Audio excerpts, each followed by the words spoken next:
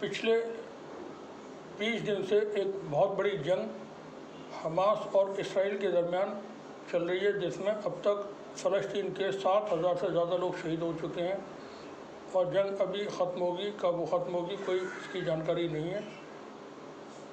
इस दौरान एक बड़ी खबर कतर से आ रही है और ये भारत और कतर के दरमियान एक मामले को लेकर के है। इसराइल के लिए जासूसी करने के आरोप में भारत के 8 पूर्व नौसैनिकों को आज कतर में 26 अक्टूबर को कतर में मौत की सज़ा, फांसी की सज़ा सुनाई गई है। इन सभी पर आरोप है कि कतर 8 महीने पहले भारतीय नेवी के ये 8 पूर्व सैनिकों को गिरफ्तार किया गया था कि ये इसराइल के लिए जासूसी कर रहे थे। पर्शियन गल्फ से ये गिरफ्तार हुए थे। ये गिरफ्तारी पिछले साल सितंबर में हुई थी। इस मामले में भारतीय विदेश मंत्रालय ने बयान जारी कर कहा है कि मौत की सज़ा के इस फैसले से हम हैरान हैं। विस्तृत फैसले का हम इंतज़ार कर रहे हैं। विदेश मंत्रालय ने कहा कि हम परिवारों के सदस्यों और कानूनी टीम के संपर्क में हैं और सभी कानूनी विकल्प तलाश रहे हैं। इस मामले को बहुत महत्वपूर्ण मानते हैं और इस पर बारीकी से नज़र रखे हुए हैं। सभी काउंसलेट और कानूनी सहायता देना जारी रखेंगे। फैसले को कतर के अधिकारियों के सामने भी उठाएंगे। मंत्रालय ने कहा है कि इस मामले की कार्रवाई की गोपनीय प्रकृति के कारण इस समय कोई और टिप्पणी करना उचित नहीं होगा। इजराइल के लिए जासूसी करने के आरोप में ये 8 पूर्व नौसैनिक पकड़े गए थे। यह सभी अफसर भारतीय नौसेना के अलग अलग पोस्ट पर काम कर चुके हैं। उनके ऊपर इजराइल के लिए जासूसी करने का आरोप है। इन 8 लोगों में बड़े अधिकारी शामिल हैं। इन्होंने कभी भारतीय वॉरशिप की कमान संभाली थी। फ़िलहाल जो ग्लोबल टेक्नोलॉजी और कंसल्टेंसी सर्विसेज के लिए काम कर रहे थे। ये एक प्राइवेट फर्म है जो कतर के सशस्त्र बलों को ट्रेनिंग और उससे जुड़ी सर्विस मुहैया कराती है। वर्डिक्ट में जो चीज़ें सामने आई है वो बहुत एक छोटा सा एक वर्डिक्ट है जिसकी कॉपी एक्स पर मौजूद है। जिन 8 भारतीय नौसैनिकों को पूर्व नौसैनिकों को सज़ा सुनाई गई है उनके नाम है captain Navjot Singh, captain Virendra Kumar Verma, captain Saurabh Vashisht, commander Amit Nagpal, commander Purnendu Tiwari, commander Sugunakar, commander Sanjeev Gupta और सेलर रागेश। इन सभी को जासूसी के आरोप में पूछताछ करने के लिए स्थानीय निवास से गिरफ्तार कर लिया गया था। रिपोर्ट के मुताबिक इन 8 भारतीयों की जमानत याचिका कई बार खारिज कर दी गई। कतर के अधिकारियों ने उनकी हिरासत बढ़ा दी की थी। आज के दिन कतर की अदालत ने 8 भारतीयों को फांसी की सज़ा सुना दी है। ये 26 अक्टूबर है आज और 26 अक्टूबर को इन सभी 8 पूर्व नौसैनिकों को फांसी की सज़ा सुनाई गई है।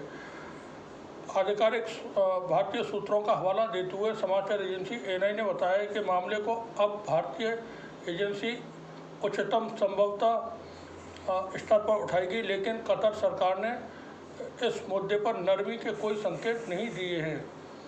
सूत्रों के मुताबिक समाचार एजेंसी को बताया गया कि पूर्व भारतीय नौसैनिक अधिकारियों को पाकिस्तान खुफिया एजेंसी की ओर से फंसाए जाने की आशंका है। अब ये आप कहीं के कहीं चीज़ों को फेंकते हैं। इस पर राजीव सिंह है, उन्होंने भी एक ट्वीट करके बताया है एक्स पर कि कतर में भारतीय नौसेना के 8 पूर्व सैनिकों को अधिकारियों को फांसी की सज़ा। यहाँ पर आरटी की तरफ से लिखा हुआ पिछले साल कतर में गिरफ्तार किए गए 8 पूर्व नेवी अफसरों को कतर की एक अदालत ने मौत की सज़ा सुनाई। कतर की अदालत के इस फैसले से भारत ने हैरानी जताई है। भारत सरकार की ओर से गुरुवार को कहा गया कि कतर में फंसे भारतीय नागरिकों की रिहाई सुनिश्चित करने के लिए सभी कानूनी विकल्प तलाश किए जा रहे हैं। तो इस खबर को लेकर के ट्विटर पे बहुत सारे लोग अपने अपने कमेंट्स दे रहे हैं और वो खबर से मुतालिक जानकारी भी दे रहे हैं।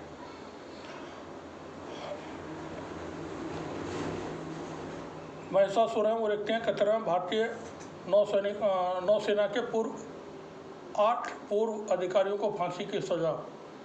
न्यूज़ 24 ने भी इस खबर को दिया हुआ है।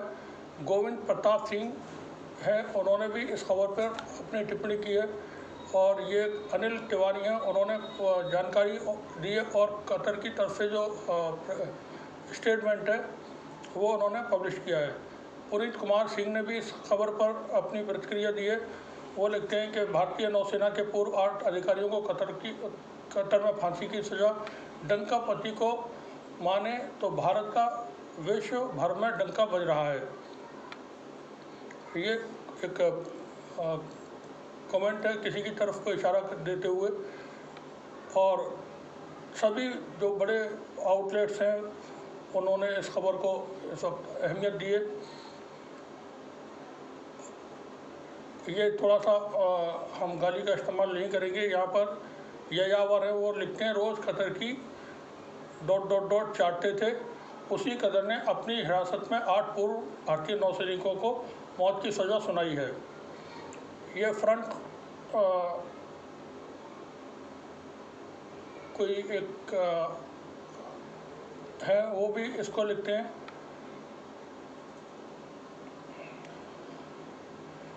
महिषासुर ने फिर एक कमेंट किया है।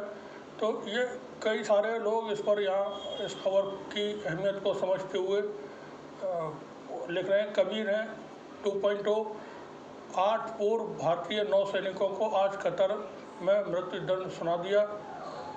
जिन्होंने एक काल से यूक्रेन रूस युद्ध रुकवा दिया था, वे यशस्वी आज तक कतर से नहीं पूछ सके कि इनका कसूर क्या था। बाकी सुनते रहिएगा, दुनिया भर में भारत का बहुत सम्मान मिल रहा है। तो अब ये पॉलिटिकल कमेंट्स भी होंगे, क्योंकि हमारे यहाँ जो नैरेटिव बनाया जाता है वो बहुत मीडिया के ज़रिए बहुत ही इमेज बिल्डिंग की जाती है और किसी एक व्यक्ति को बहुत बड़ा बनाने की कोशिश हमेशा रहती है।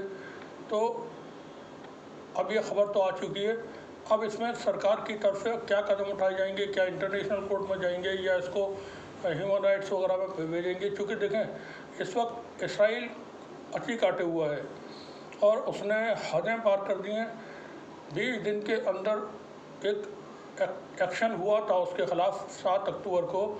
उसके बाद एक्शन के बदले में उसने बदले लेने की जो शुरुआत की है और फ़लस्तीन के अंदर जो आम लोगों को टारगेट्स किए।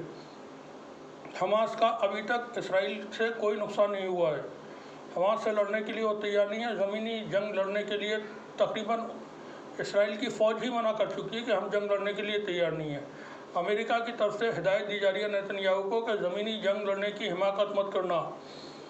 पेंटागन और पूर्व जो अमेरिकी राष्ट्रपति हैं उनकी तरफ से और अमेरिका के जो बड़े बड़े अधिकारी हैं वो बता रहे हैं नेतन्याहू को कि ज़मीन पर मत उतरना, ये जंग लंबी खिंच जाएगी और हम उलझ जाएंगे।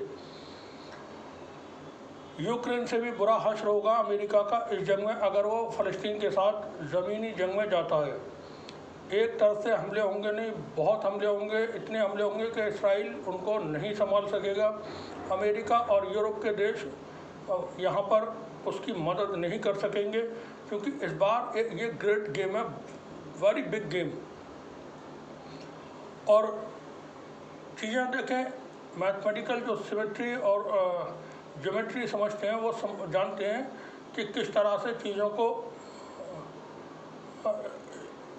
लेकर के आगे बढ़ा जाता है।